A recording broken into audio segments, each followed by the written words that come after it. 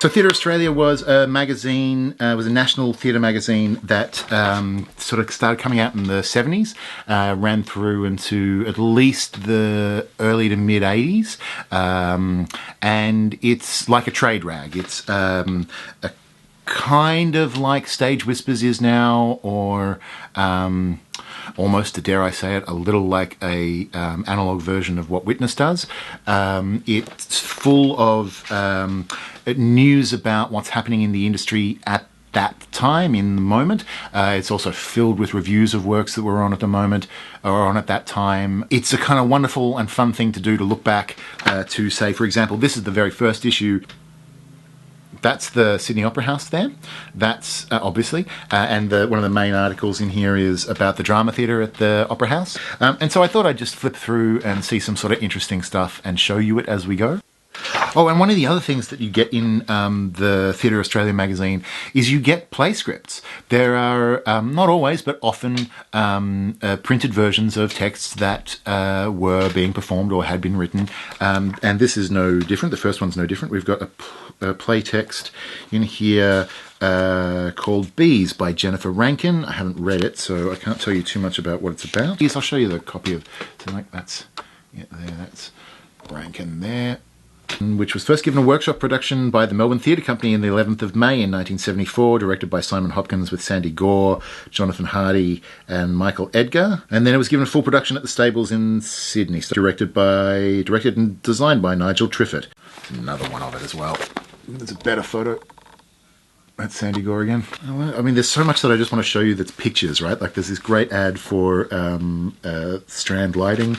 Back to this kind of Strand.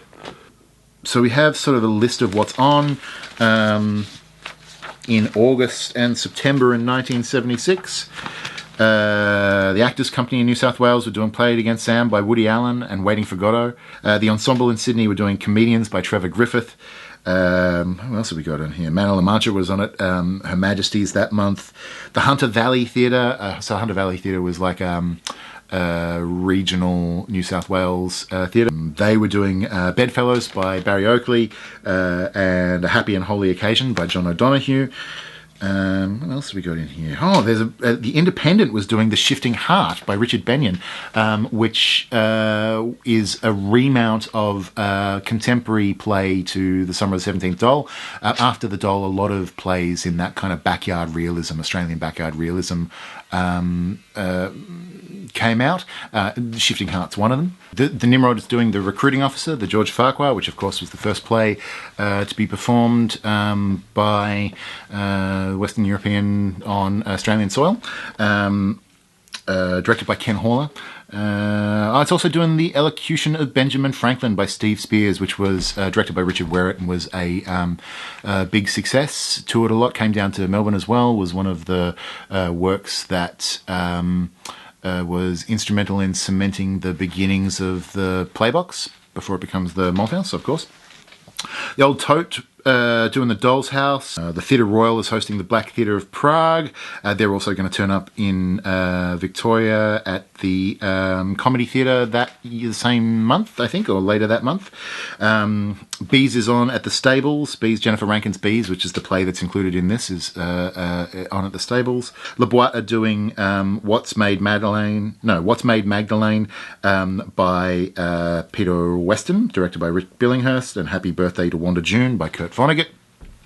QTC are doing The Department by David Williamson, and Jack Hibbard's A Toast to Melba. Here in Melbourne, same time next year, is on at the Comedy. MTC's doing Othello at Russell Street.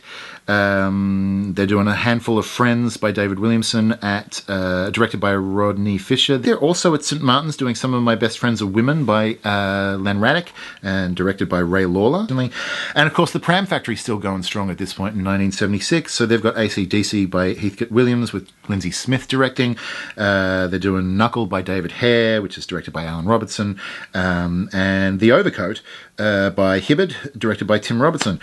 So it was interesting that the two names that you read most on the What's On guide at the moment are David Williamson, which is no surprise, and Jack Hibbard.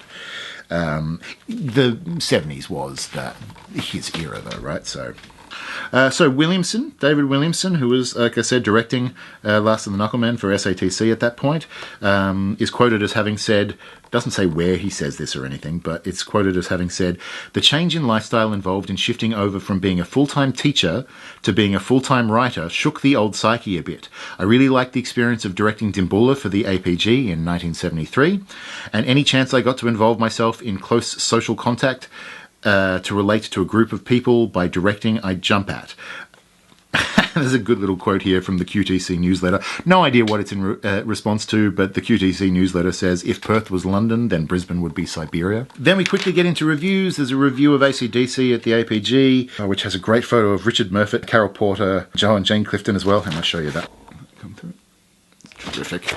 Then what else have we got? Oh, there's a review by Len Raddick of MTC's Othello, which he does not particularly love the performance of it, I think. It's got Simon Chilvers as Othello, which I don't think would happen these days. Then there is an article about touring companies in Australia called Follow the Yellow Brick Roadshows by Nigel Triffett, and looks at the touring company Yellow Brick Roadshows that he was involved in. I'm going to read you a little bit from the introduction for that. 3 months ago, I hung precariously on a tightrope of emotional endurance with a motley group of people clinging desperately to the threads of a remembered experience and trying equally desperately to reconcile the incomplete economic and experiential possibilities of 2 years of my life confronting a societal brick wall. A brick wall that we knew was coming, a brick wall of politics and possibilities, polemic and panacea, poverty and a certain paranoia. Yellow Brick Roadshows lasted exactly 25 months, covered over 100,000 kilometres of constant touring, played to around 80,000 people of all ages, engulfed the lives of the people involved, and ultimately completed itself inauspiciously at Sydney's Seymour Centre in May 1976. Self-destructed because the green castle of hope at the end of the Yellow Brick Road was one of our own making, and we ran out of gas. Money too, but more than money, a reason for existing. Our theatre was for the people, by the people, taken to the people, of the people. Not polemic, not neat countercultural cosmic double talk, but theatre that related to the future, to the choice of future, and the future of choices. Vain hope or calculated naivete. Crass, crude, vulgar, aggressive reality. Here it is. What do you think? Want to change? Laugh at yourself? Think it out a bit more? Great. But where's the solution? Where's your answer? Yellow Brick Roadshows was our answer. There was another way to live, another way to relate. Leave the base and the possessions behind, smoke a lot of dope, live with flair, adventure, reckless spirit, take Australia in your stride, travel, see the country, meet the people, shock 'em, surprise 'em, make 'em think. Get it? Get the picture? And whatever you do, don't stop to think. Live it, be it, go with it, do it fully. I mean, that describes every sort of startup independent company the way I remember them being, and the way they still are. The kind of throw your life to the wind and take everything and earn nothing in order to do it is still the way things happen. So I've got a lot of those, and after that I've got a lot of other ephemera and stuff like that. So I'm, depending on how this goes, I might make a bunch of these.